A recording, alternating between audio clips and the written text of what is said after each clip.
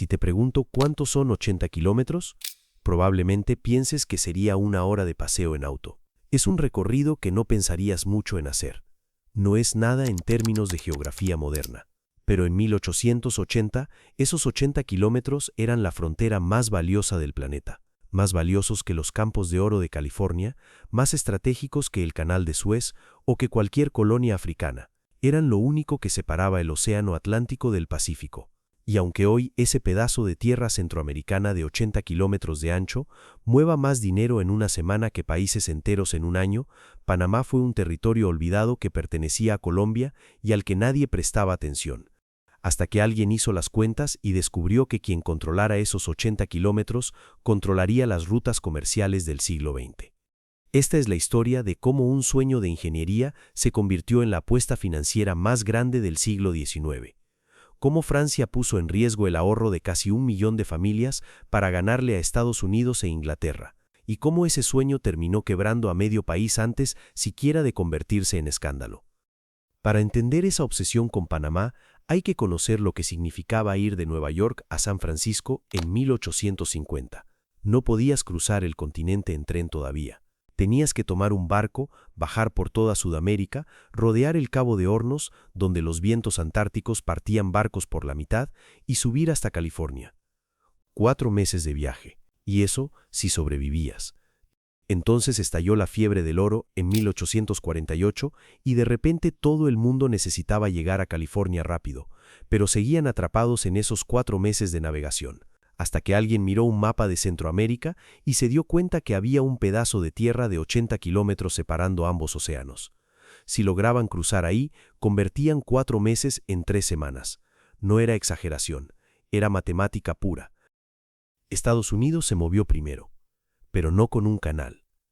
En 1855 inauguró el ferrocarril de Panamá, 77 kilómetros de vías cruzando el istmo de océano a océano. Costó $8 millones y mató a 12,000 trabajadores por fiebre amarilla y malaria. Pero funcionaba. 4 horas en tren reducían el viaje de Nueva York a San Francisco de 4 meses a 3 semanas. Era la inversión más rentable del planeta y demostraba algo clarísimo. Quien controlara la ruta a través de Panamá imprimiría dinero. Un ferrocarril sería bueno, pero un canal sería otra cosa completamente. Los barcos cruzarían directo, sin descargar carga, sin transferencias, sin perder tiempo. Más rápido, más barato, más eficiente. Gran Bretaña observaba todo esto desde Londres y empezó a explorar Nicaragua como alternativa. Enviaban ingenieros, firmaban tratados, hacían cálculos. Los británicos dominaban el comercio marítimo mundial y sabían que un canal interoceánico podría consolidar ese dominio o destruirlo dependiendo de quién lo construyera. Mientras tanto, Francia acababa de inaugurar el famoso Canal de Suez en 1869. Ferdinand de Lesseps, el ingeniero detrás del proyecto, había logrado lo imposible, conectar el Mediterráneo con el Mar Rojo, y le dio a Europa una ruta directa hacia Asia sin rodear África. Así que se convirtió en héroe nacional, el hombre que puso a Francia por encima del Imperio Británico en ingeniería e influencia global. Tenía 64 años y el mundo lo consideraba un genio. Y embriagado por su propio éxito, miró hacia el oeste y pensó, si pude con Suez, puedo con Panamá. De Lesseps organizó lo que llamó un Congreso Científico en París en mayo de 1879. 36 expertos de todo el mundo vinieron a decidir dónde debería ir el canal, Nicaragua o Panamá. Los números favorecían a Nicaragua. Tenía lagos naturales, terreno más plano, menos excavación. Panamá era más corto, sí, pero estaba lleno de montañas que tendrían que volar con dinamita. Cualquier ingeniero objetivo elegiría Nicaragua, pero había un detalle.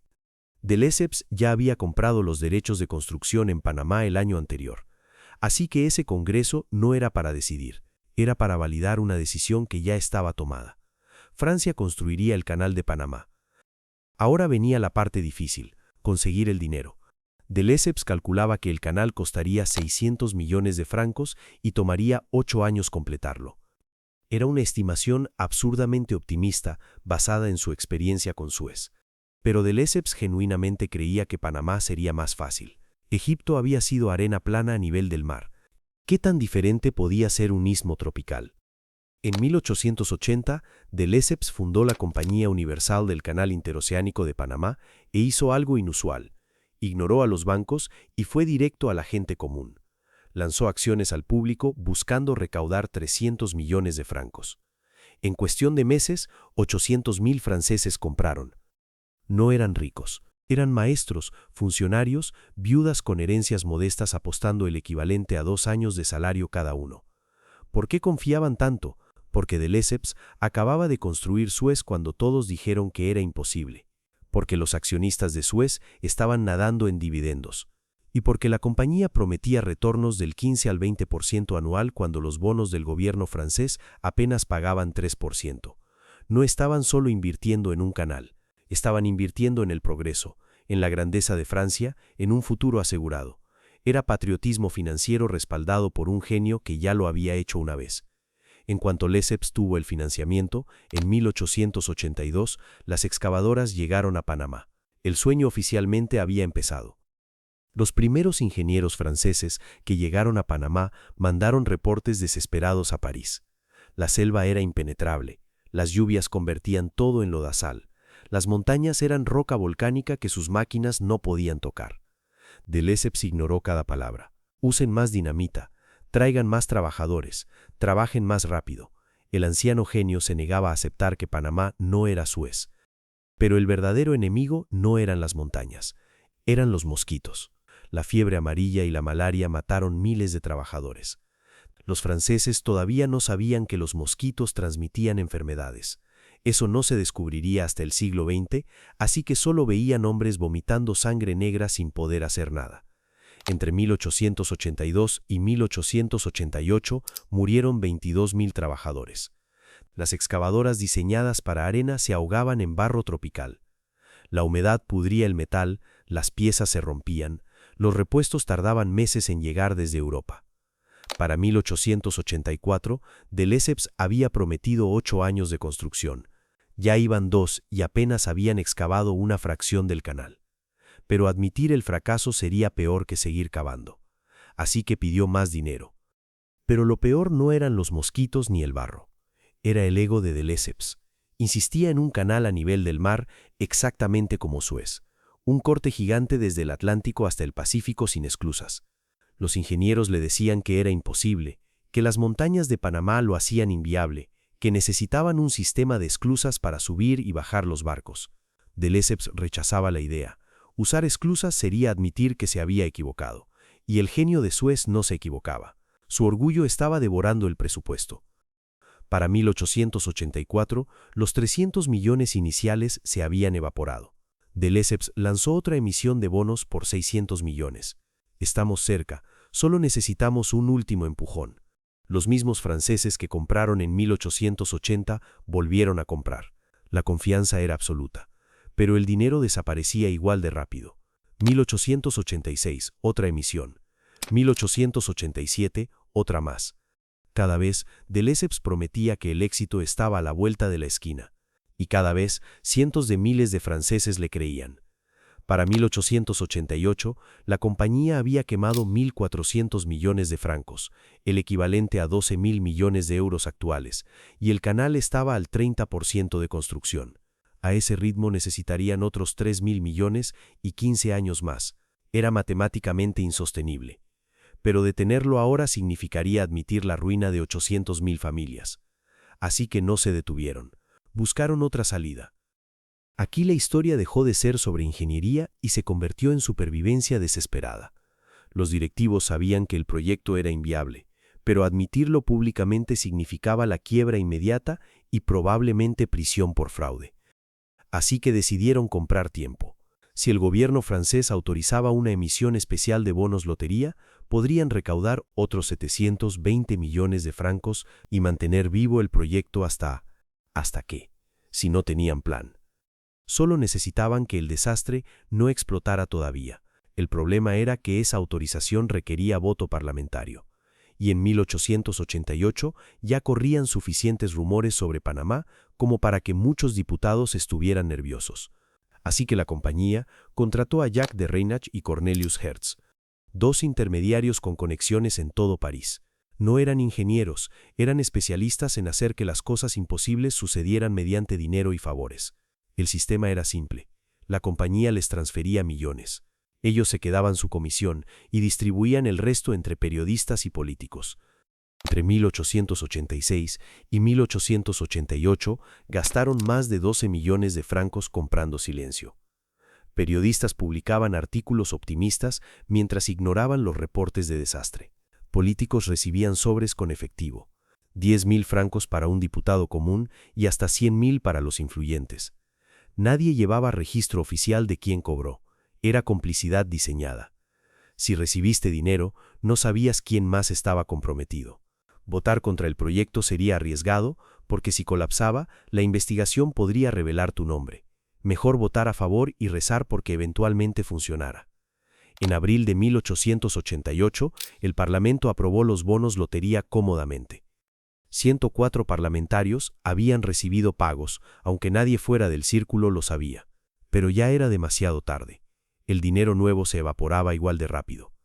Para 1888, incluso de Lesseps, ahora con 83 años y la mente deteriorándose, sabía que no había salida. El canal no se iba a terminar. La pregunta era, ¿quién cargaría con la culpa cuando todo explotara? 4 de febrero de 1889, la Compañía Universal del Canal Interoceánico de Panamá se declaró oficialmente en quiebra. No había más dinero, no había más crédito. Los bancos franceses se negaban a prestar un franco más. El sueño había terminado. Las cifras del desastre eran devastadoras.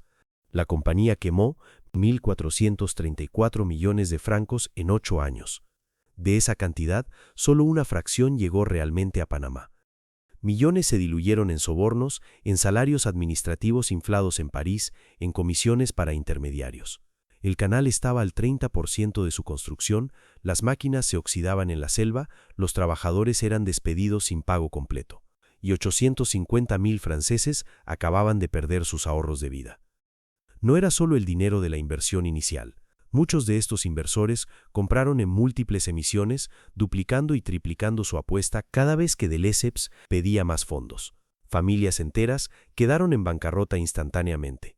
Ancianos que planeaban vivir de los dividendos del canal se encontraban sin nada. La reacción pública fue de shock primero, luego de furia. ¿Cómo era posible que se hubieran evaporado 1.400 millones de francos sin que nadie se diera cuenta? ¿Dónde estaban los controles? ¿Dónde estaba el gobierno? ¿Por qué los periódicos nunca alertaron del desastre que venía? El gobierno francés, intentando apagar el incendio, nombró un liquidador judicial para desentrañar las finanzas de la compañía. Se llamaba Fontaine y era un funcionario meticuloso y honesto. Empezó a revisar los libros contables de la compañía francesa y lo que encontró lo dejó helado. Partidas etiquetadas como gastos diversos por decenas de millones de francos. Transferencias a cuentas personales de intermediarios, pagos sin justificación a periodistas y políticos. Fontaine rastreó el dinero y llegó hasta de Reinach y Hertz como los distribuidores principales. Luego encontró los nombres de los receptores, diputados, senadores, hasta ministros del gobierno. Para septiembre de 1892 tenía una lista completa. 104 miembros del Parlamento francés aparecían como beneficiarios de pagos de la Compañía del Canal. Fontaine se enfrentó a un dilema imposible. Si hacía pública esta información, destruiría la Tercera República Francesa. Si la escondía, se volvería cómplice de corrupción masiva. Entonces decidió entregarla discretamente al gobierno, esperando que manejaran el asunto internamente, tal vez forzando renuncias silenciosas o acuerdos privados. Cuando se publicó y el pueblo francés descubrió que sus propios representantes sabían del desastre y lo ocultaron a cambio de sobornos, la confianza en el sistema político colapsó. Francia perdió Panamá, perdió 1.400 millones de francos, perdió la confianza de su clase media y estaba a punto de perder algo más fundamental: la fe en que sus instituciones funcionaban para proteger a la gente común.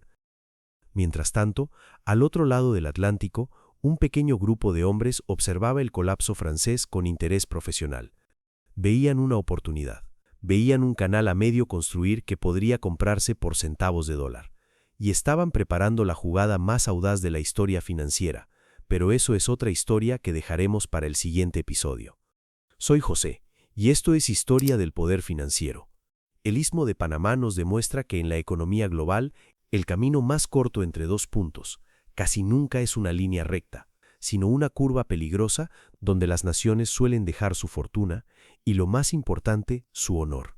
Nos vemos en el próximo video.